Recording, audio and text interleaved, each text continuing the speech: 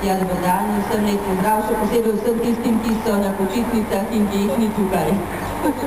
Torej, gospa Danica, mogoče za začetek, zakaj danes sploh ne drhtava? Ne drhtava zato, ker drhtajo tisti, ki imajo veliko več veselja s tem. V življenju pa tako lahko drhtaš, lahko ne drhtaš, lahko pa tudi oddrhtaš. Zanimivo, vsi pravijo tako, danes, vsi gosti, ki so bili danes in bomo danes, tako smo že prevečkrat na drhtav.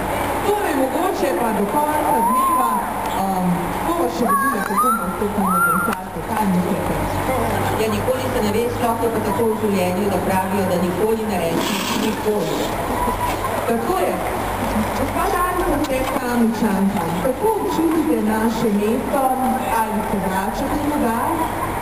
No, seveda, to je mesto, kjer sem odrasla, kjer sem živela s svojimi starši, kjer še vedno živita pravzaprav oče in mama, tam se rada vračam. To je mesto moje mladosti, mojega otroštva, mojih stanj, načrtov za življenje in seveda tja vedno rad prideš.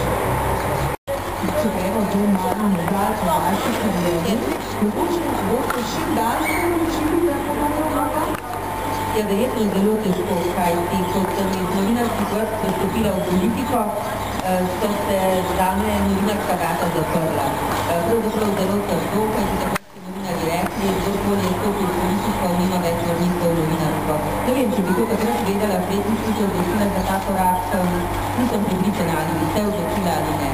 Ampak naredila sem ga, potem novinarstvo nazaj na tak način seveda ni več.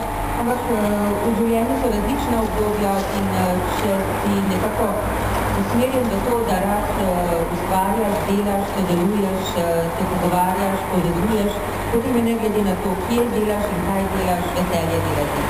In mislim, da imam svoj vrsten privilegij v življenju, da vse, kar sem delala z velikim veseljem.